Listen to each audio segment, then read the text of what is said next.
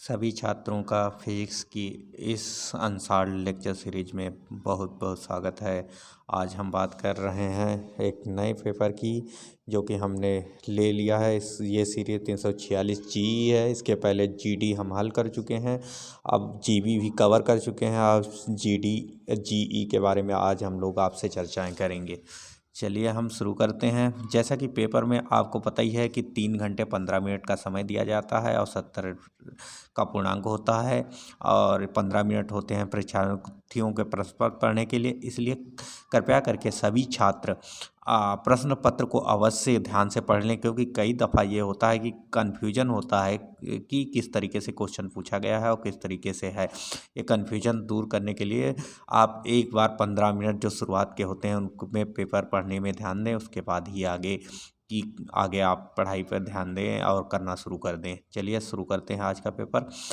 इस प्रश्न पत्र में जैसा कि कहा गया है कि 5 खंड होते हैं। पहला खंड ऑब्जेक्टिव टाइप होता है, बहुविकल्पी 1 नंबर के क्वेश्चन आपके होते हैं। तो यहाँ पर हम देख लेते हैं। ये हमारा रहा पहला प्रश्न। एफ फोकस दूरी के उत्तल लेंस तथा 2F फोकस दूरी वाले अवतल लेंस को संपर्क में रखा जाता है। संयुक्त की फोकस दूरी कितनी होगी? संयुक्त में की फोकस दूरी हमें ज्ञात करनी है। संयुक्त की फोकस दूरी कितनी होगी? बहुत आसानी से आप निकाल सकते हो। 1/f equal to the formula लग जाता है 1/f1 माइनस प्लस 1/f2। अब चूंकि यहाँ पर एक उत्तल लेंस है, दूसरा अवतल लेंस है, यानी 2F अवतल लेंस हो गया, तो ये माइनस चिन्ह यहाँ पर लग जाएगा। तो आपका जो फार्मूला हो जाएगा आ जाएगा 1/f minus 1/f minus 1/2f। जब ये 1/f इक्वल टू द आ जाएगा, जैसे आप कैलकुलेट कर दोगे ये आपका निकल के आ जाएगा 2f। यहाँ पर नीचे एलसीएम हो जाएगा, 2f minus f equal to the f आ जाएगा। तो आप यहाँ पर हल कर सकते हो। 2 - 1 इक्वल टू द 1, यानी 2f प्लस की फोकस दूरी आप जाएगी। पहला क्वेश्चन आपका ये हल हो गया। चलिए अगला क्वेश्चन हम देख लेते हैं। प्रकाश विद्युत प्रभाव में आपतित प्रकाश की आवृत्ति तथा आपतित प्रकाश की आवृत्ति न्यू तथा निरोधी वह v के बीच खींचा गया ग्राफ का ढलान क्या होगा? जब हम लोगों ने कहा कि स्टॉपिंग पोटेंशियल v और जब न्यू के बीच हम लोग ग्राफ खींचते हैं तो वो ग्राफ इस तरीके से जाता हुआ है, ठीक है। जो ये स्लोप होता है, ढाल होता है, वो h/e हो जाता है, क्योंकि आप निरोधी भव काइनेटिक एनर्जी के बराबर होता है। वहाँ से आप निकाल सकते हो, तो वहाँ y equal to the mx plus c वाला फार्मूला यहाँ पर लग जाता है। तो h/e इसका ढलान हो जाएगा।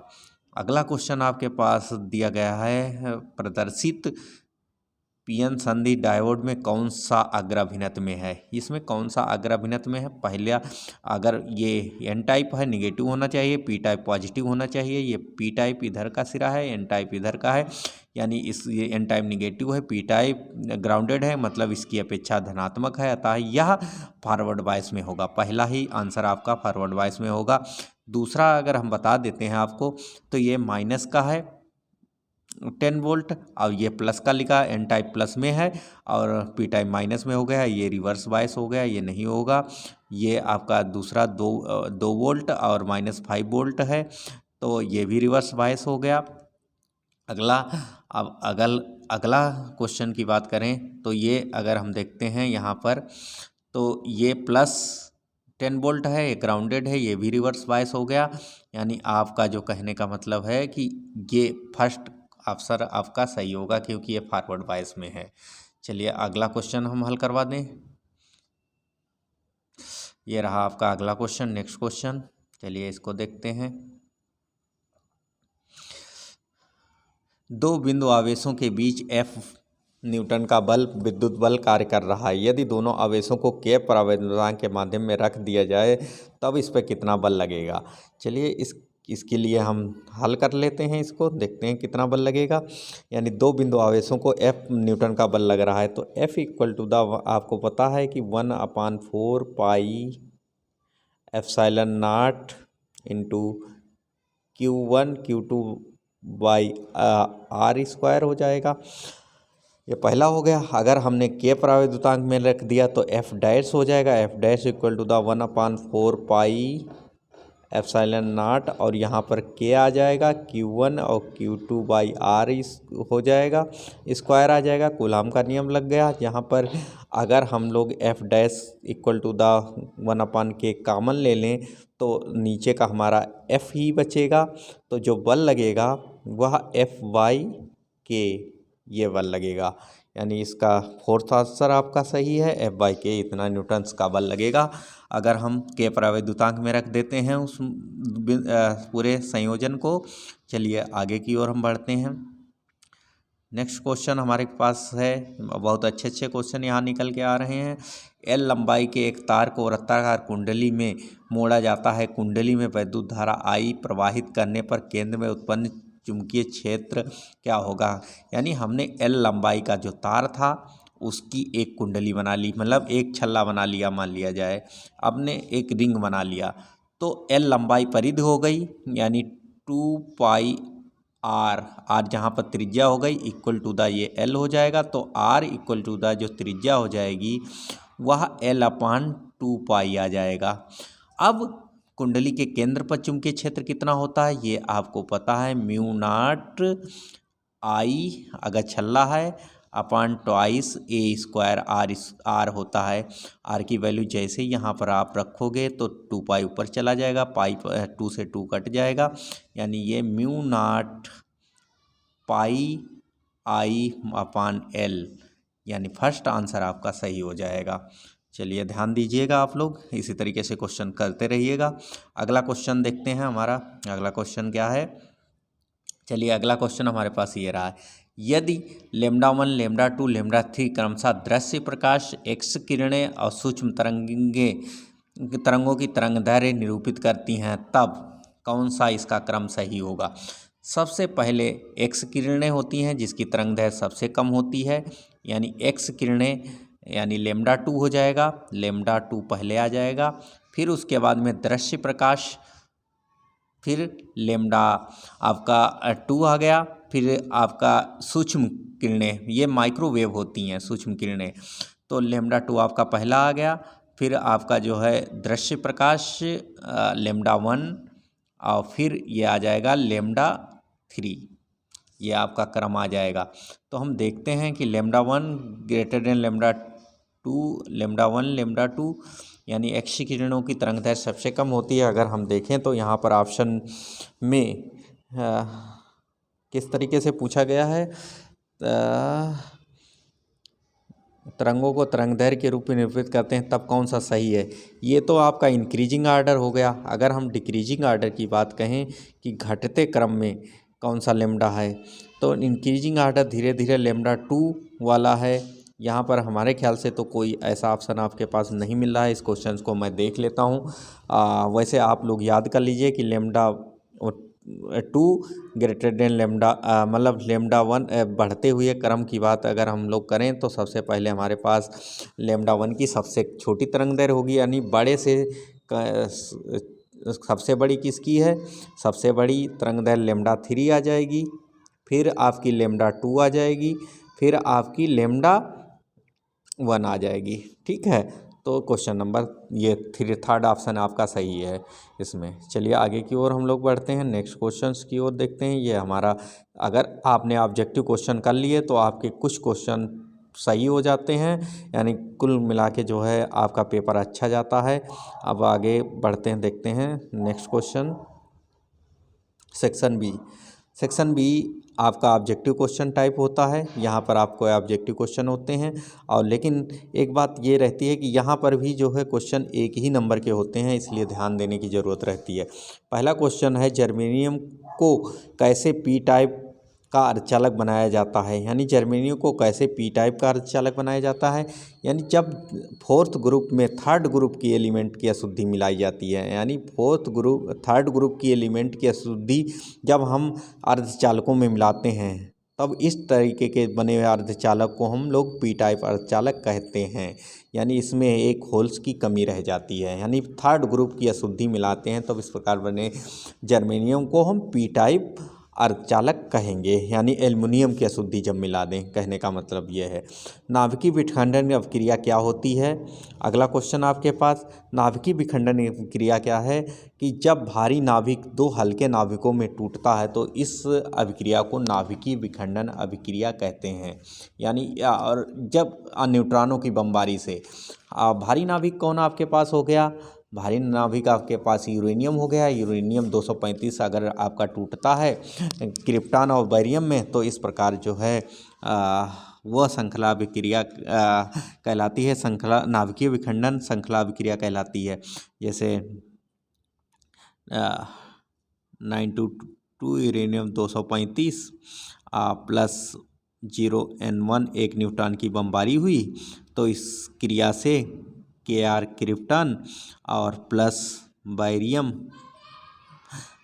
में टूट गया, प्लस 3 थर्मियोनिक न्यूट्रॉन्स निकले और प्लस अपार ऊर्जा आपकी निकल गई। तो इसी चैन रिएक्शन को कहते हैं हम लोग नाभिकीय विखंडन अभिक्रिया। दूसरी बात हो गई।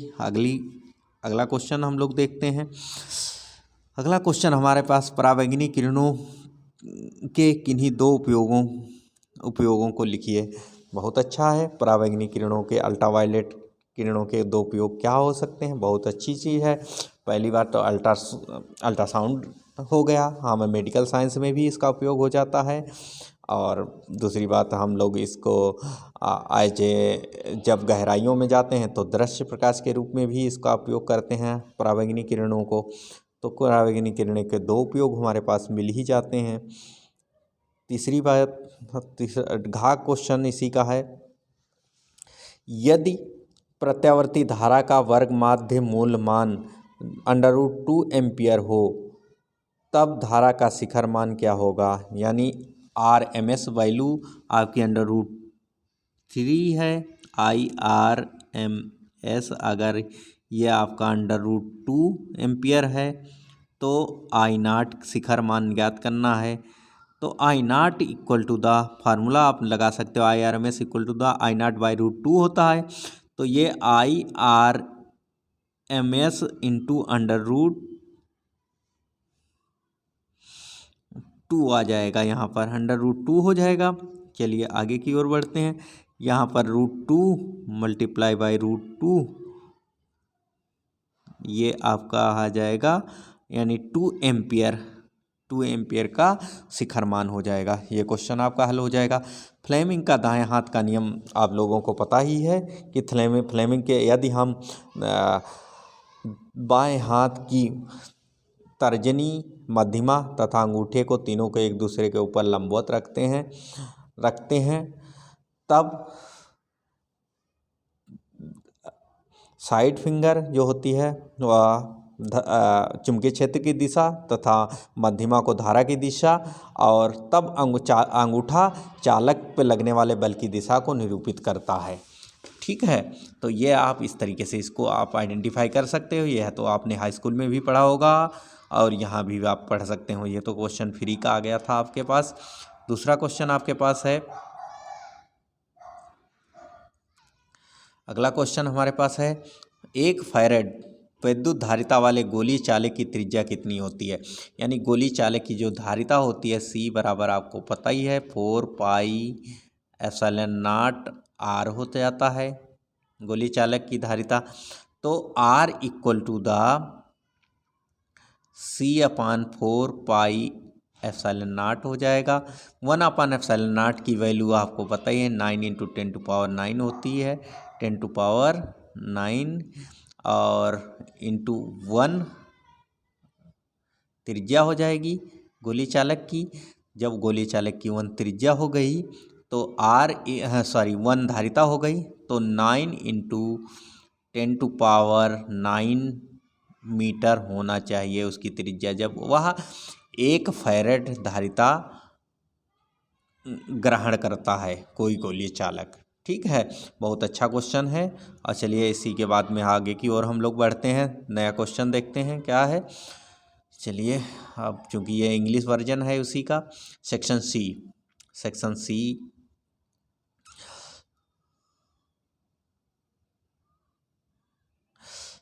बोहर मॉडल की सहायता से सिद्ध कीजिए कि किसी परमाणु के भीतर किसी स्थायी कक्षा में की परिधि पर कक्षा के संगत इलेक्ट्रॉनों की डी ब्रॉगली तरंगदैर्घ्य के पूर्ण गुणज में होती है। वो तो होता ही है, पूर्ण गुणज में उसकी तरंगदैर्घ्य होगा ही, क्योंकि उसका J equal to the Bohr model ने कहा था जे जो होगा कोणीय संवेग वह integer multiple of 2 pi Planck का h/2 पाई का होगा, जहाँ पर h प्लैंक कांस्टेंट है, 2 पाई ये आ जाता है। अगर हम लोग कहें कि वहाँ पर j है पूर्ण गुणक में, तो ये इसकी जो है इलेक्ट्रॉन की डी ब्रॉगली तरंगदैर्घ्य भी पूर्ण गुणक में ही होती है। चलिए अगला क्वेश्चन हम लोग देख लेते हैं।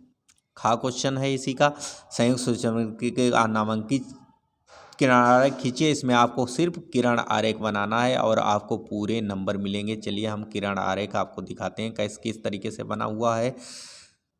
चलिए ये देखिए जो है संयुक्त सूर्यरश्मि का किरण आरेख है, जिसमें ये अभिदर्शक लेंस है, ये कोई वस्तु है, स्मॉल वस्तु है जो कि फोकस दूरी से आगे रखी होती है, और ये किरण आरेख पूरी तरीके से बना हुआ है।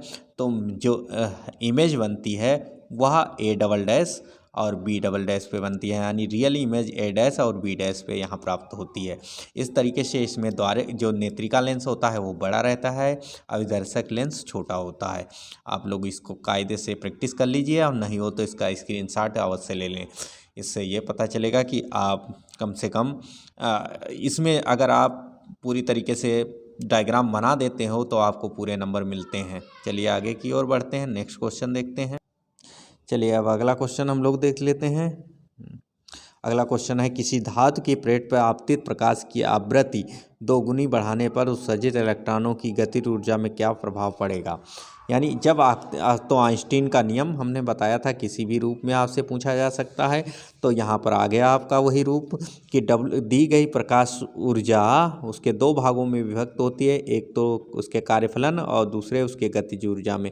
अगर हम न्यू फ्रीक्वेंसी को 2 गुना बढ़ा देते हैं तो उसकी ऊर्जा E equal to the H nu होता है, H nu equal to the W plus K हो जाएगा, और तो H nu equal to the twice H nu हो जाएगा, equal to the W plus K, W plus K बराबर आ जाएगा।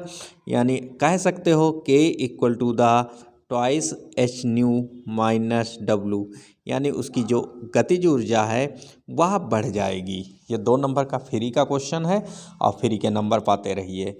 ऐसा नहीं कि क्वेश्चन पेपर में कुछ ज़्यादा कुछ दिया गया है। दूसरी बात, कुछ ऐसा हल करने के लिए दिया नहीं गया है, फिर भी पर आप हल करते रहिए। और हम किस लिए हैं, हम आपको सारे हल क्वेश्चन पेपर के बताते रहेंगे कि आपको किस तरीके से क्वेश्चन पेपर हल करना है। अब आ जाइए सेक्शन डी, यानी चौथे क्वेश्चन की तरफ हम लोग भाग रहे हैं। चौथा क्वेश्चन हमारे पास क्या है, नाभिकीय संलयन से क्या तात्पर्य है। यह क्रिया नाभिकीय विखंडन से किस प्रकार से भिन्न है। प्रकृति में नाभिकीय संलयन का एक उदाहरण दीजिए। यानी देखिए कि 3 नंबर का सवाल है और 3 तरीके से आपसे पूछ के दिया गया। तो नाभिकीय संलयन क्या है, जब 2 हल्के नाभिक अति उच्च चाल गति से परस्पर संयुक्त होकर एक भारी नाभिक बनाते हैं, तो इस प्रक्रिया को नाभिकीय संलयन प्रक्रिया कहते हैं। या आप लिख सकते हो, यानी 2 हल्के नाभिक मिलके जब एक भारी नाभिक का निर्माण करते हैं तो यह क्रिया नाभिकीय संलयन कहलाती है। इसमें अपार ऊर्जा निकलती है। जैसे मान लिया जाए, आप इसमें ये डेफिनेशन लिख दीजिए और उसके बाद में रिएक्शन लिख दीजिए। रिएक्शन लिखने का तात्पर्य यह है कि भाई रिएक्शन नहीं लिखोगे तब तक नंबर कहाँ से पाओगे। चलो भाई रिएक्शन हम लोग लिखते हैं। तो मान लिया जाए ड्यूटेरियम, हाइड्रोजन के 3 समस्थानिक होते हैं, NH1 NH2 deuterium plus deuterium. 2 deuterium आपके मिल के एक जो है 1H2 प्लस 1H1 बना लेते हैं, यानी 1H3 टाइटेनियम तथा एक प्लूटोनियम बनाते हैं। तो यहाँ से जो ऊर्जा निकलती है वह लगभग 4 मेगा इलेक्ट्रॉन वोल्ट एनर्जी निकलती है। इस तरीके से फिर उसके बाद में एक प्लूटोनियम, एक ये मिल जाएंगे तो एक हीलियम नाभिक का निर्माण कर देंगे। ये श्रृंखला वो इसी तरीके से 1H3 प्लस 1H2 अगर मिल गए तो ये एक हीलियम का स्थायी नाभिक बना लेते हैं He4 प्लस 0 N1 एक न्यूट्रॉन और plus 17.6 mega electron volt energy release कर लेते हैं।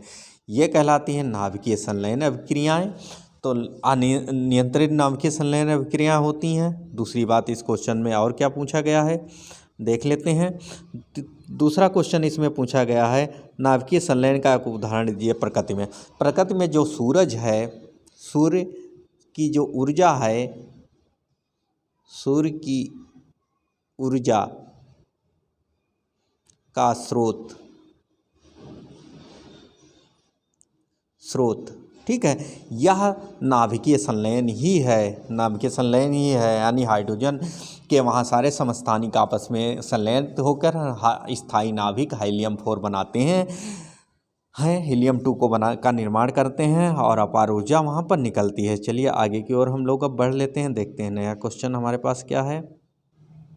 अगला क्वेश्चन है जब एक धातु के पृष्ठ पर लैम्डा तरंगदैर्घ्य का एक वर्णीय प्रकाश आपतित होता है तब प्रकाश विद्युत धारा के लिए निरोधी विभव 3 वोल्ट होता है। इसी पृष्ठ पर 2 लैम्डा तरंगदैर्घ्य का प्रकाश आपतित होता है, यानी 2 लैम्डा का तरंगदैर्घ्य का प्रकाश अगर यहाँ पर आपतित होता है तब हम देखें क्या होता है, निरोधी विभव B प्राप्त होता है, निरोधी विभव B प्राप्त होता है। प्रकाश विद्युत उत्सर्जन के लिए देहली तरंगदैर्घ्य ज्ञात कीजिए। यानी निरोधी विभव का मतलब होता है आपका स्टॉपिंग पोटेंशियल। स्टॉपिंग पोटेंशियल होता है गतिज ऊर्जा, जब उसकी शून्य करने के लिए जितनी आवश्यक ऊर्जा की आवश्यकता होती है वही उसका निरोधी विभव कहलाता है। तो K equal to the E into B यही निरोधी विभव होता है। K equal to the H nu. के यहाँ पर आप निकाल सकते हो, फार्मूला आपका आइंस्टीन का नियम है। तो आइंस्टीन के नियम से हम लोग ई बी ये हो जाएगा ई माइनस डब्लू मान लिया जाए, पहली क्वेश्चन ये हो गई। तो E minus B W equal to the आपका ई बी ये हो गया। फिर दूसरा आपका प्राप्त होता है 2 वोल्ट का, तो ये 1 वोल्ट कितना 3 वोल्ट का प्राप्त होता है। दूसरा है E minus B equal to the, अगर वो हम लोग उसकी आवृत्ति को बदल देते हैं यानी 2 लेमडा कर देते हैं तो ये एस सी अपान लेमडा है, minus W equal to the ये 3 वोल्ट हो गया। और जब एस सी अपान 2 लेमडा है, 2 लेमडा आ जाएगा, minus W equal to the तो बी आ जाएगा। तो दोनों इक्वेशंस को आप हल कर लीजिए, पहले जोड़ दीजिए। अगर जोड़ेंगे ये तो ये कट जाएंगे, तो यहाँ से एस सी अपान लेमडा की वैल्यू आपको यहाँ पर प्राप्त हो जाएगी। या इसको ऐसा करिए घटा दीजिए, घटाने से क्या होगा, अगर घटाते हो तो घटाने से ये कटेगा नहीं, तो 1/2 से डिवाइड करके घटा दीजिए। तो इस तरीके से आप लिख सकते हो। अभी हम निकाल दे रहा हूँ आपको। तो ये S C upon 2 lambda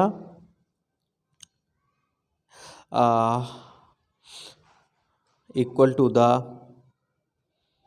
W plus kinetic energy को हम 3 वोल्ट सीधे डायरेक्ट वहीं लिख देते हैं। यानी अगर लेमडा की इस तरीके से अगर देखोगे तो इस तरीके से भी लिख सकते हो, S C upon twice lambda equal to the W plus P volt हो जाएगा स्टॉपिंग पोटेंशियल। अब आप आगे की ओर इसको हल कर सकते हो, यहाँ से आप डब्लू की वैल्यू निकाल सकते हो, यानी हम हल कर सकते हैं इसको। तो पहले हमें डब्लू ही हल करना है, तो इस इक्वेशन को क्या करो कि 1/2 से मल्टीप्लाई कर दो, तो W/2 आ जाएगा, बाई 2 आ जाएगा। अगर हम इसको माइनस कर देते हैं, माइनस माइनस तो ये कट गया, ये माइनस का जो है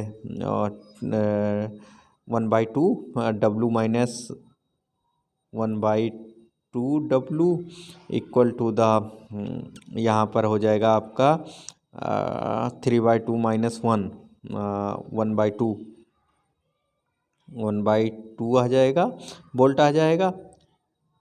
अब वोल्ट को इलेक्ट्रॉन वोल्ट में कन्वर्ट कर दीजिए, 1.6 × 10⁻⁻19 से मल्टीप्लाई कर दीजिए। उसी तरीके से यहाँ 1/2 W आ गया equal to the B volt आ जाएगा, यहाँ से कट जाएगा W इक्वल टू द, तो अब W equal to the B आ गया। अब आप इसको आराम से हल कर लीजिए, फ्री के 3 नंबर हैं। चलिए अगला क्वेश्चन हम देख लेते हैं। अगला क्वेश्चन है, एकल स्लिट के विवर्तन प्रारूप में केंद्रीय उच्चिष्ट की कोणीय चौड़ाई किन कारकों पर निर्भर करती है? विवर्तन प्रतिरूप में प्रकाश की तीव्रता के विभाजन का चित्र बनाइए। यानी विवर्तन प्रारूप में एकल स्लिट विवर्तन के प्रतिरूप में केंद्रीय उच्चिष्ट को केंद्रीय चौड़ाई किन कारकों पर निर्भर करती है? विवर्तन प्रारूप पर निर्भर करती है। तो विवर्तन क्या होता है? जब कोई प्रकाश किरण छोटे ऑप्टिकल या अपर्चर से होकर गुजरती है तो कहीं पर तीव्रता अधिकतम, कहीं पर तीव्रता न्यूनतम प्राप्त होती है। इसी को कहा जाता है कि विवर्तन कहा जाता है। एकल झिल्ली में एकल झिल्ली का विवर्तन n equal to the E sin theta होता है। यहाँ पर sin थीटा क्या हो जाता है? कोणीय चौड़ाई हो जाती है। तो अब अगर हम लोग उस पर ड्रा कर लें, उसका जो है पैटर्न ड्रा कर लें, तो हमारा ये पैटर्न इस तरीके से प्राप्त होता है। यानी ये कभी शून्य नहीं होता है, इसलिए जो है इस पैटर्न को प्राप्त करते समय इस तरीके से पैटर्न आपका प्राप्त हो जाता है। ये केंद्रीय उच्चिष्ट कहलाता है। ये फर्स्ट आर्डर मिनिमा, ये फर्स्ट आर्डर मैक्सिमा, ये फर्स्ट आर्डर मैक्सिमा, ये फर्स्ट आर्डर मिनिमा हो जाता है। ये प्रारूप हो जाता है, विभाजन चित्र को प्रदर्शित करता है। फ्री के 3 नंबर आपको मिल जाएंगे। विभव मापी की सुग्राह्यता, ये आप तार में विभव प्रवणता के मान को ज्ञात कर सकते हो। आराम से निकाल दिया है मैंने पिछले कई वीडियो में। अगर नहीं बनाया है तो मैं एक बार आपको ये वीडियो अवश्य शेयर करूँगा। चलिए अगला क्वेश्चन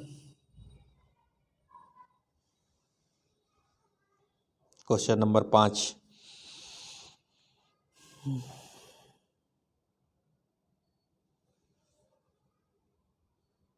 चलिए थोड़ा बड़ा कर लेते हैं। तो क्वेश्चन नंबर 5 हमारे पास आ गया। क्वेश्चन नंबर 5 हमारा क्या कहता है कि जो है विद्युत द्विध्रुव के अक्षीय रेखा पर विद्युत क्षेत्र की तीव्रता का व्यंजक ज्ञात करिए। ये तो मैंने अपने पीछे लास्ट वीडियो में आपको बता दिया है। पीछे वीडियो मेरा आप खोल के देखिए। आप लोग मेरे चैनल्स में तीसरा, चौथा, 5वां वीडियो आपको मिल जाएगा। वहाँ पर अच्छी स्थिति में तीव्रता के लिए मैंने व्यंजक बहुत अच्छे से निकाला है। द्विध्रुव की अच्छी स्थिति पर तीव्रता के लिए सूत्र E equal to the 1/4 pi epsilon naught into twice P/r³ ये निकला था। अब ये निकाल दीजिए, क्योंकि अच्छी स्थिति पर तीव्रता का व्यंजक आपको प्राप्त हो जाएगा। चलिए 60 टिक अगर आप चाहते हो तो हम यहाँ पर थोड़ा अपना के आपको यहाँ पर दिखा सकता हूँ 60 टिक में। चलिए 60 टिक एक बात बता देते हैं कि मान लिया जाए कि ये आपका कोई द्विध्रुव है, विद्युत द्विध्रुव है। इसके अच्छी स्थिति पर P बिंदु स्थित है।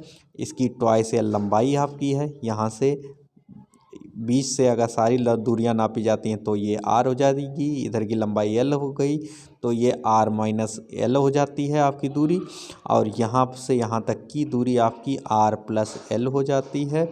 ये अगर +q आवेश है और ये -q आवेश है, तो यहाँ +q आवेश के कारण तीव्रता इस दिशा में, -q आवेश के कारण तीव्रता यहाँ पर हो जाएगी। तो E1 मान लिया ये है, E2 बराबर ये है। तो E1 इक्वल टू द ये निकालते हो 1/4 pi epsilon naught Q/r-L2 whole square. अब इसी तरीके से E2 बराबर निकालते हो 1/4 pi epsilon naught Q/r+L2 whole square.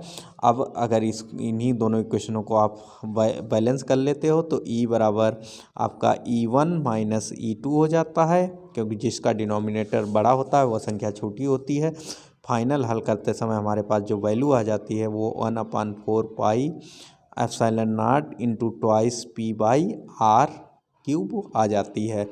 यही में कई दफ़ा ये क्वेश्चन पूछ लिया जाता है कंपटीशन में कि द्विध्रुव के कारण विद्युत क्षेत्र की तीव्रता किस पर निर्भर करती है। तो द्विध्रुव के कारण विद्युत क्षेत्र की तीव्रता दूरी के r की 3 घात के इन्वर्सली प्रोपोर्शनल होती है। ये भी कह सकते हो आप। चलिए एक ही चीज़ से दो आपके क्वेश्चन कवर हो गए। चलो आगे की ओर हम लोग बढ़ते हैं।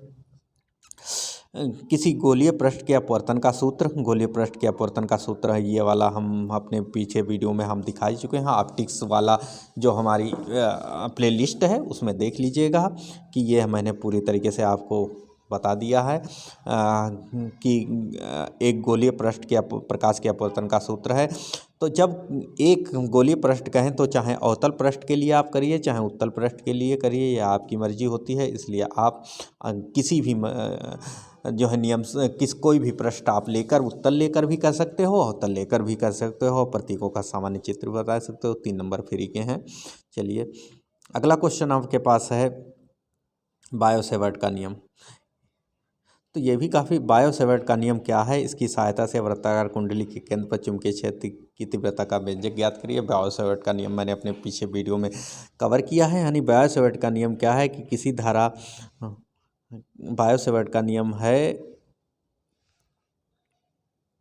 किसी धारा तत्व के कारण किसी बिंदु पर चुंबकीय क्षेत्र उसकी दूरी थीटा और धारा तत्व के समानुपाती होता है। यानी B इक्वल टू द समानुपाती I dl sine theta by r square होता है। तो जब B इक्वल टू द हटाते हो तो dl, ये स्मॉल चुंबकीय क्षेत्र dl होता है, dl को I dl sine theta upon into mu naught by 2 पाई यहाँ पर आ जाता है बाई आर स्क्वायर, ये आपकी वैल्यू आ जाती है वहाँ पर।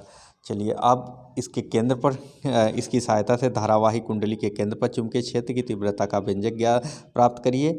व्यंजक प्राप्त करना बहुत आसान है, मैंने आपको समझाया भी है, कई बार निकलवाया भी है। इसका व्यंजक जो आता है B इक्वल टू द केंद्र पर चुंबकीय क्षेत्र mu naught I upon NI, N लगा लो, I इंटू R, यही आपका चुंबकीय क्षेत्र की तीव्रता का व्यंजक किसी कुंडली के केंद्र पर प्राप्त करने के लिए ये आ जाता है। दूसरा क्वेश्चन आपके पास दिया गया है, व्हीटस्टोन सेतु का सिद्धांत बताइए। व्हीटस्टोन सेतु का क्या सिद्धांत है? व्हीटस्टोन सेतु यानी एक ऐसा संयोजन है जो 4 प्रतिरोधों का संयोजन है, जो कि इस प्रकार से क्रमबद्ध रहते हैं, क्वाड्रेंट बनाते हैं कि जिसमें संगत 2 प्रतिरोधों का अनुपात अगले संगत 2 प्रतिरोधों के अनुपात के योग के बराबर होता है। यही व्हीटस्टोन सेतु का सिद्धांत कहलाता है। यानी P/Q बराबर R/S, ये आपका व्हीटस्टोन वो है सिद्धांत कहलाता है। दिए गए आरेख में संतुलित व्हीटस्टोन विधि में R का मान ज्ञात करिए। चलिए R का मान हम लोग ज्ञात कर लेते हैं यहाँ पर। ये अच्छी बात है कि एक क्वेश्चन पूछ दिया गया तो क्वेश्चन का आंसर हो जाना चाहिए। यानी ये एक संतुलित व्हीटस्टोन विधि है, यानी ये और ये P है और ये दोनों को आप Q मान लीजिए, जो कि समांतर क्रम में जुड़ो, ये R है और ये S है। यानी अगर हम लोग Q की वैल्यू की बात करें तो Q इक्वल टू द आपका 1/Q इक्वल टू द, आप यहाँ पर सीधा सीधा भी हल कर सकते हो कि 150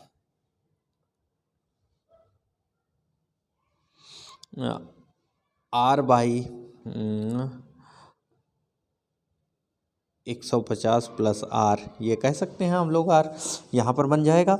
और चूँकि जब क्वेश्चन नहीं 15 है, सॉरी 150 नहीं है।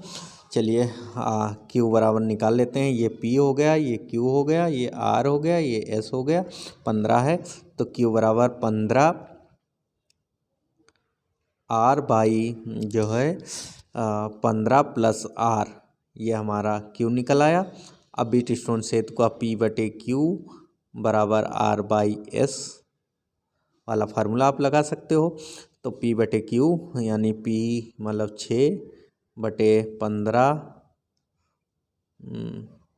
R/15 plus R equal to the आपका ये आ जाएगा 3/1.5। तो 3 से हटाओ, 30 बढ़ाओ यहाँ पर, तो सीधा सीधा कर लेते हैं। चलिए ये मल्टीप्लाई होकर ऊपर चला जाएगा, ऊपर के साथ मल्टीप्लाई होगा। चलिए आगे हम देख लेते हैं इसी को।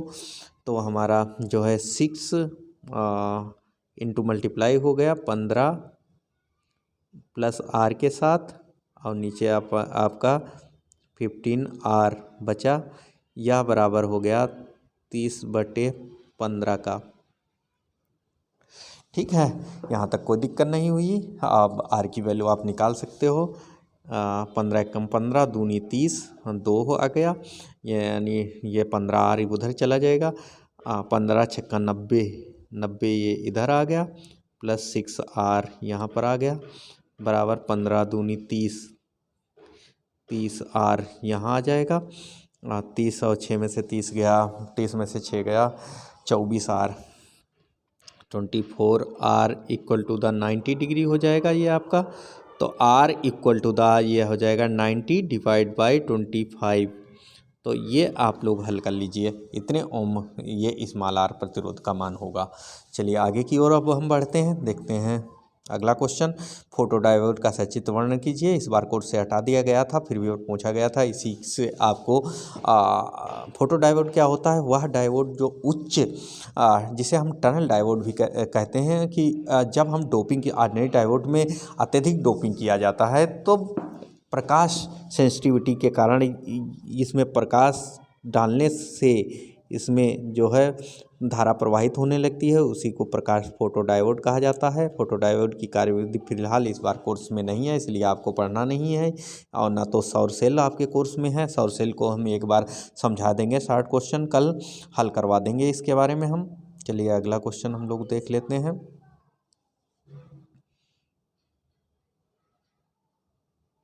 ये इसी के इंग्लिश वर्जन है, कोई बात नहीं है। चलिए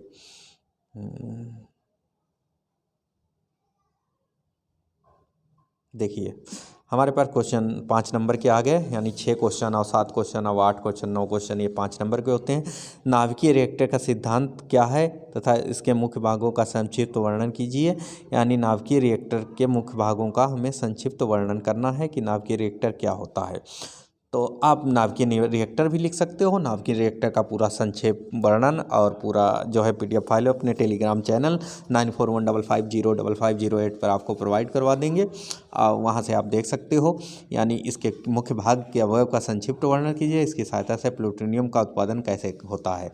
चलिए यह है, अथवा लगा हुआ है, नाभिकीय क्रिया रिएक्शन दी गई है। चलिए न्यूक्लियर रिएक्शन से हम कुछ आपको बातें शेयर करता हूँ, यहाँ से हम आपको वैल्यू निकाल के दिखाता हूँ।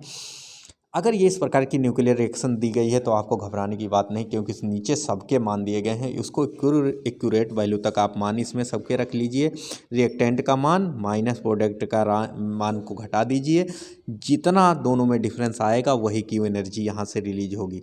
अगर हम यहाँ पर जोड़ें इतना और प्लस 1 न्यूट्रॉन की वैल्यू इतनी, तो ये लगभग हमारा ये आ जाएगा 236 रिएक्टेंट पॉइंट 0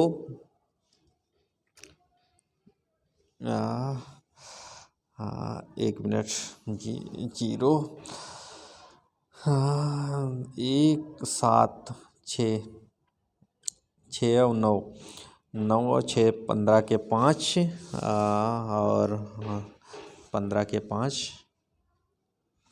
और 6 15 के 5 हो गया, और 6 फिर 0 और 3 0 1 2 3 4 1 2 3 4 1 2 3 4 6 और 9 0 4 फिर 8 और 3 8 और 4 12 के 2 12 के 2 फिर आपका आ गया 4 1 5 5 आ गया, और फिर 0 आ गया 0 5 2 5। ये आपके इन दोनों की वैल्यू आ गई। अब इधर की वैल्यू को आप घटा लीजिए इसी में से, तो माइनस अगर हम लोग इस इधर की वैल्यू जोड़ें तो 54 यानी 53.0903 और प्लस जियोन का द्रव्यमान इतना, 139 पॉइंट इतना, ये सब हम जोड़ते हैं और जो भी मास डिफरेंस यहाँ पर आ जाएगा उसको 931 से मल्टीप्लाई कर देंगे और आपका आंसर फ्री का आ जाएगा। यानी ये क्वेश्चन आपके फ्री के नंबर हैं। चलिए हम इसको हल कर देते हैं, आपको हल करके अभी दिखा रहे हैं। तो हमारे पास क्या हो गया कि जियोन का इसका द्रव्यमान कितना है, इतना है, और SR इसका द्रव्यमान हमारे पास इतना है। दोनों को अगर हम ऐड करते हैं मल्टीप्लाई बाय 2 न्यूट्रॉन के द्रव्यमान से, तो हमारे पास द्रव्यमान कितना आ जाएगा, 139। अगर हम लोग इसका, चलिए हम थोड़ा कैलकुलेटर का उपयोग करते हैं, कैलकुलेटर का उपयोग करके आपको दिखाते हैं।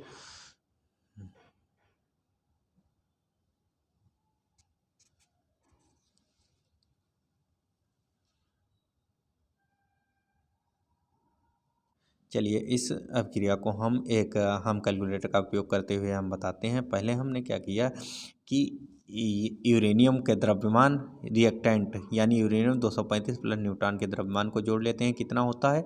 चलिए ये यूरेनियम का द्रव्यमान हमारे पास दिया गया है 235.0439। चलिए ये रहा हमारे पास कैलकुलेटर का उपयोग करते हैं। 235.0939 439 प्लस न्यूट्रॉन 1.00 क्या हो गया, कितना होगा, 867 ये हमारा प्रोडक्ट रहा, रिएक्टेंट रहे, और प्रोडक्ट क्या बन रहे हैं 139 जियोन का, 139 पॉइंट कितना है, 139.9054 माइनस करते चले जाएं 9054 और फिर माइनस 93.9063 और फिर माइनस 2 न्यूट्रॉन है 1.00867। तो हमारे पास जो वैल्यू आ जाएगी वो हमारे पास वैल्यू कितनी आ गई, अभी हम कैलकुलेट करके हमारे पास वैल्यू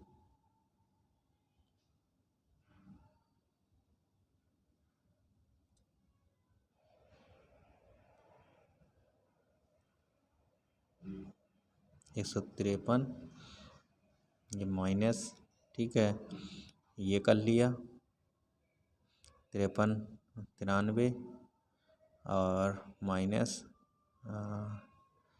तो हमारे पास वैल्यू आ गई, ये आ जाएगी एक प्रकार से, कैलकुलेट कर लेता हूँ। चलिए कैलकुलेटर का ही उपयोग करता हूँ। 236 236.05257 माइनस 235.82904 यानी इतना मास डिफेक्ट आ गया। अब अगर इसको मल्टीप्लाई करोगे 931 से मल्टीप्लाई कर देंगे 208 एनर्जी 208 मेगा इलेक्ट्रॉन वोल्ट की एनर्जी आ जाएगी। चलिए फाइनली हम लोग यहाँ पर इसको ड्रा कर सकते हैं, यहाँ पर लिख सकते हैं कि प्रोडक्ट के मासेस और इसकी जो एनर्जी आपकी निकल के आ गई वह कितनी निकल के आ गई, वह निकल के आ गई 208 मेगा इलेक्ट्रॉन वोल्ट। ठीक है, यही निकालना था हमें, फाइनली हमने निकाल लिया। बस कैलकुलेटर का उपयोग किया। आप लोग कैलकुलेटर का उपयोग ना करें क्योंकि आप थोड़ा ध्यान देकर उसको हल करें और कैलकुलेटर का उपयोग कम से कम करें। चलिए अगला क्वेश्चन हम देख लेते हैं। अगला क्वेश्चन हमारे पास ये रहा है प्रत्यावर्ती धारा से, क्वेश्चन नंबर 7। अब ये भी क्वेश्चन आपका उतने ही नंबर का है, यानी 5 नंबर का। इसमें भी आपके 5 नंबर मिल सकते हैं। पहला क्या है कि हमारे पास सवाल जो दिया गया है वो इस तरीके से दिया गया है कि प्रत्यावर्ती voltage B equal to 282 sine 100 pi t दिया गया है। वोल्टेज का वर्गमूल माध्य ज्ञात करना है। यानी वोल्टेज इक्वेशन हमारी पास ये दी गई है। यहाँ से हम लोग बी नाट शिखर मान तो हमें पता ही चल जाएगा कि बी नाट बराबर क्या है, 282 282 दिया गया है। चलिए, जब ये 282 हमारा शिखर मान दिया गया है तो BRMS ये वैल्यू हमें BRMS यानी 5 नंबर का दिया गया है। 5 क्वेश्चन इसमें बना लिए उन्होंने, 5 क्वेश्चन आपसे पूछ लिए। तो पहले BRMS निकाल लिया, BRMS by B naught by √2 वाली वैल्यू से निकाल सकते हो। तो √2 वाली वैल्यू से 282 बटे √2 बोल्ट ये भी लिख सकते हो आंसर, वहाँ पर कोई नहीं काटेगा।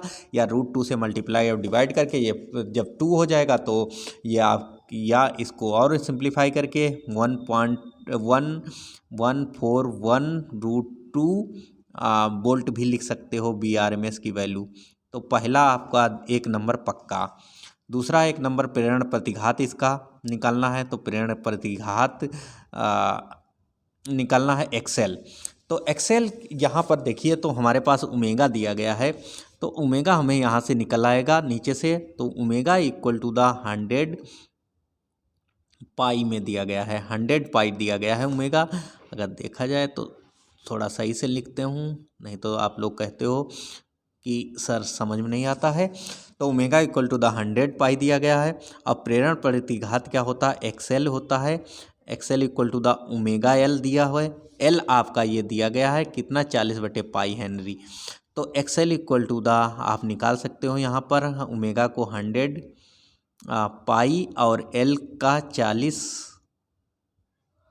बाई पाई हेनरी दिया गया है। तो यहाँ से आप पाई से पाई कटा और XL की वैल्यू आप यहाँ से निकाल सकते हो। XL इक्वल टू द 40 से मल्टीप्लाई हो गया, 4000 ओम का XL निकल आया। चलिए अब अगला क्वेश्चन देखते हैं आपका। तो अगला क्वेश्चन है धातु प्रतिघात निकालनी है। इसमें आपकी C दिया गया है, ये C दिया गया है, ये L दिया गया था, ये R आपका दिया गया है। तो C आप निकाल सकते हो। तो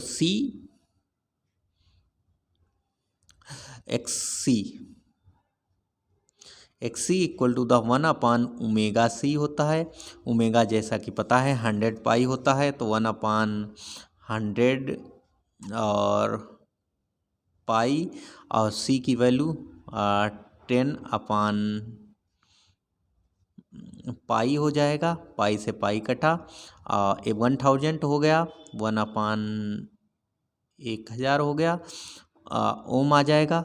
यानी ये कह सकते हो 10⁻³ ओम का प्रतिरोध XC यहाँ पर निकल के आएगा। XC इक्वल टू द 1/ओमेगा C होता है। अब परिपथ की प्रतिबाधा निकाल सकते हो। परिपथ की प्रतिबाधा आराम से Z equal to the XL minus XC into R omega प्रतिपथ की प्रतिबाधा Z इक्वल टू द √ ये हम आपको बता रहे हैं कि आपको निकालना है। R² आपके पास दिया गया है plus XL minus XC to whole square ये हमने बता दिया है। इसको कमेंट बॉक्स में आप लिख के हमें प्रतिपथ की प्रतिबाधा निकाल के दिखाएंगे। इसमें कलांतर में फेज भी निकल आएगा। कलांतर 10 फाई इक्वल टू द कैसे निकल आएगा, 10 फाई इक्वल टू द आपका XL minus XC by R की वैल्यू से निकल आएगा। ये आपका 10 फाई निकल आएगा।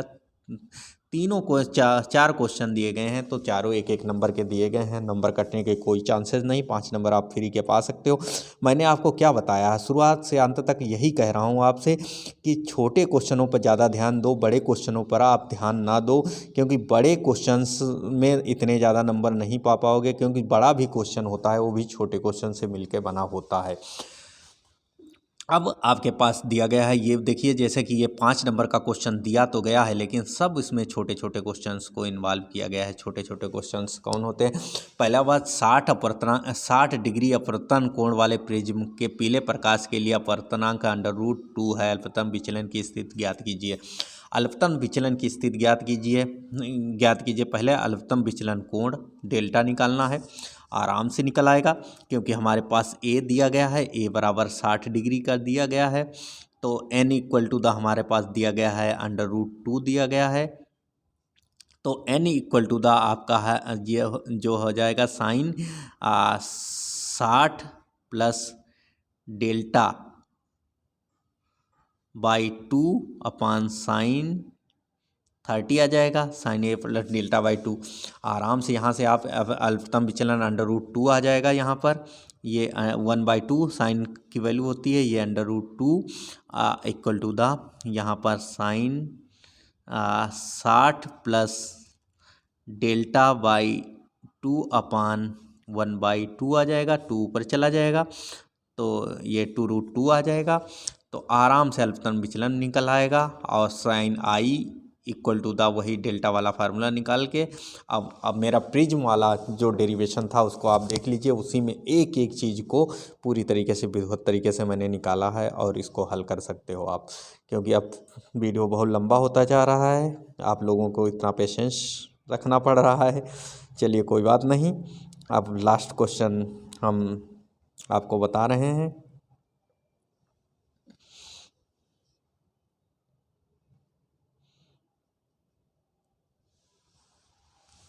ये भी क्वेश्चन कोई ज़्यादा बड़ा नहीं है, आप याद करिए। समांतर प्लेट संधारित्र के लिए धारिता का सूत्र ज्ञात कीजिए तथा इसके लिए समांतर प्लेट आंशिक परावर्तनांक भर दें तो परावर्तनांक के स्थान पर धारिता प्लेट में रखने पर क्या प्रभाव पड़ेगा। बहुत आसान है। C बराबर पहला हमारा समांतर प्लेट संधारित्र की धारिता वाला देखते हैं ε0A/d, पहला फार्मूला आ गया। दूसरा फार्मूला अगर आंशिक रूप से परावर्तनांक भर दोगे टी का ε0A/d-t/k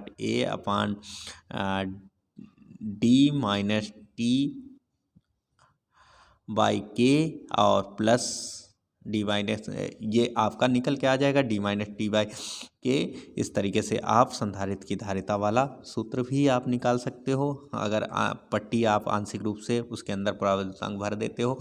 ये मैंने पूरा कवर किया हुआ है, हमारे वीडियो को आप पूरी तरीके से देख सकते हो। और अगर चैनल से जुड़े रहोगे तो ये मेरा दावा है कि आप 90% से ऊपर, यानी जो थ्योरी का पोर्शन है 70 क्वेश्चंस का, तो उसमें तो आप 65 नंबर से ऊपर पाओगे ही पाओगे। हम उसके अलावा भी आप वाइवा के क्वेश्चंस भी साथ में तैयार हो जाएंगे। और इसी तरीके से चैनल को से जुड़े रहिए और चैनल को सब्सक्राइब जरूर अवश्य करिए। आज मैं बस यहीं पर ख़त्म करता हूँ, आगे बताता हूँ।